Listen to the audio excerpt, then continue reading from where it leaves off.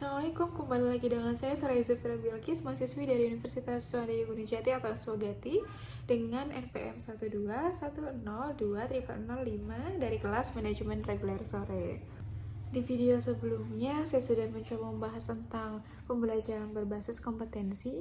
Nah, di video ini saya mencoba menjelaskan terkait dengan memperbaiki kompetensi, yang saya rasa ini merupakan tindak lanjut dari materi yang sebelumnya.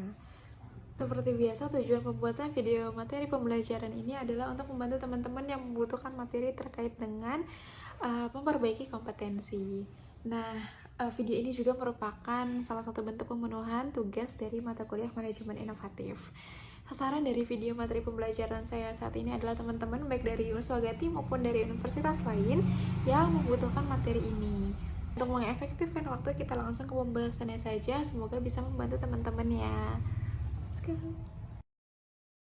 Materi yang akan kita bahas saat ini adalah memperbaiki kompetensi. Jenis dan kategori kompetensi. Di sini kita coba jelaskan terkait dengan konsep dan sejarah kompetensi terlebih dahulu ya. Yang pertama ini menurut Lyle Spencer dan Signe Spencer tahun 1993. Kompetensi itu merupakan karakteristik dasar perilaku individu yang berhubungan dengan kriteria acuan efektif dan atau kinerja unggul di dalam pekerjaan atau situasi. Nah, sedangkan menurut Michael Armstrong tahun 1994, kompetensi itu apa yang orang bawa pada suatu pekerjaan dalam bentuk tipe dan tingkat perilaku yang berbeda. Sedangkan menurut praktisi manajemen sumber daya manusia, kompetensi itu merupakan deskripsi dari karakteristik seseorang. Nah, selanjutnya ada komponen kompetensi. Komponen kompetensi terbagi menjadi 5. Pertama ada motivis atau motif, itu menggerakkan atau mengarahkan dan menyeleksi perilaku terhadap tujuan atau kegiatan tertentu. Yang kedua itu ada self concept, mencakup sikap, nilai, dan citra diri seseorang. Yang ketiga itu ada skill, kemampuan untuk melaksanakan tugas fisik tertentu atau tugas mental tertentu. Yang keempat ada traits, yang mencakup karakteristik fisik dan respon konsisten terhadap berbagai situasi atau informasi. Dan yang terakhir ada knowledge atau pengetahuan,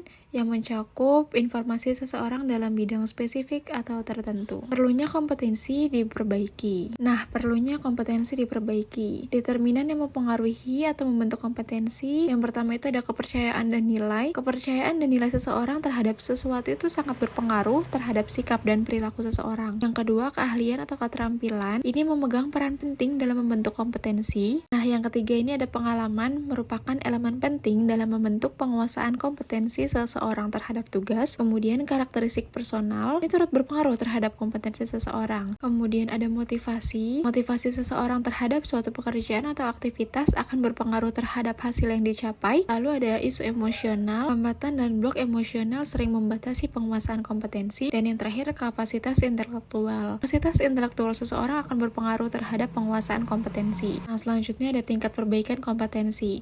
Itu ada 3, bisa mudah diperbaiki, agak sulit diperbaiki, dan sulit diperbaiki. Contoh yang mudah diperbaiki itu mengembangkan orang lain, efisiensi produksi, kerja tim, keahlian teknis, orientasi pelayanan, dan mengelola kinerja. Yang agak sulit diperbaiki itu orientasi hasil, kualitas keputusan, pengaruh, penyelesaian konflik, pemikiran analisis, kecerdasan organisasional. Sedangkan untuk yang sulit diperbaiki itu mencakup inisiatif, inovasi, integritas, dan kejujuran, pengelolaan tekanan kejiwaan, pemikiran konseptualis, fleksibilitas. Kemudian, slide selanjutnya, perbedaan kompetensi dan konsep lain. Kompetensi itu merujuk pada pendekatan perilaku.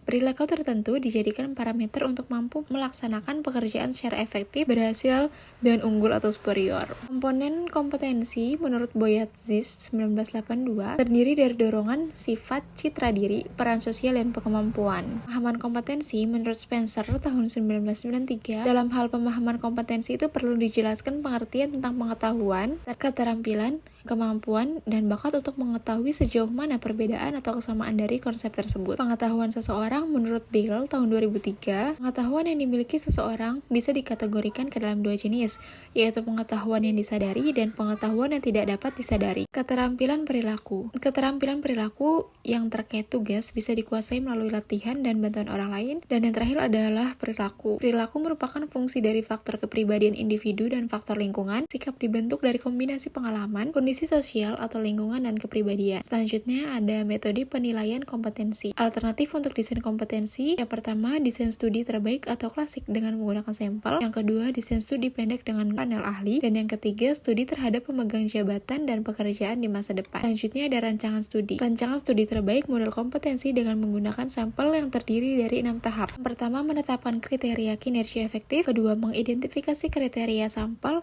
ketiga mengumpulkan data, keempat analisis data dan pengembangan model kompetensi, kelima validasi model kompetensi, dan yang terakhir mempersiapkan penerapan model kompetensi. Tahap untuk merancang studi kompetensi. Yang pertama menetapkan kriteria. Menetapkan ukuran atau kriteria untuk menetapkan kinerja unggul efektif dalam pekerjaan yang akan dipelajari. Yang kedua mengidentifikasi kriteria sampel. Kriteria efektivitas kinerja yang dikembangkan dalam tahap 1 digunakan untuk mengidentifikasi kinerja kelompok, kinerja unggul, dan rata-rata. Kemudian yang ketiga metode pengumpulan data bervariasi. Terdapat 6 metode yaitu BEI, panel ahli, survei, database, model kompetensi, atau sistem ahli, analisis jabatan, dan observasi langsung. Yang keempat, analisis data dan pengembangan model. Pada tahap ini, data dan seluruh sumber dianalisis untuk mengidentifikasi kompetensi kepribadian dan keahlian yang dimiliki pekerja. Yang kelima, validasi model kompetensi. Model kompetensi yang diuji dengan melihat jika model dimaksud memprediksikan kinerja dari orang-orang dalam kedua kelompok sampel pada waktu yang sama. Dan yang terakhir, mempersiapkan penerapan model kompetensi. Apabila model ini telah divalidasi, model kompetensi ini telah dapat digunakan untuk berbagai keperluan. Nah, tahap mengidentifikasi model kompetensi. Yang pertama ini menjelaskan kriteria kinerja, kedua mengidentifikasi orang-orang untuk sampel kriteria, ketiga mengumpulkan data melalui BEI atau metode lain, keempat menganalisis data dan mengidentifikasi kompetensi, kelima mengesahkan model kompetensi, dan yang keenam mendesain aplikasi.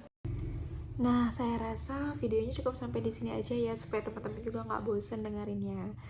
Mohon maaf bila dalam penyampaiannya masih banyak kesalahan atau masih banyak yang membingungkan teman-teman, tapi seenggaknya sedikit lebih memahami yang terkait materinya.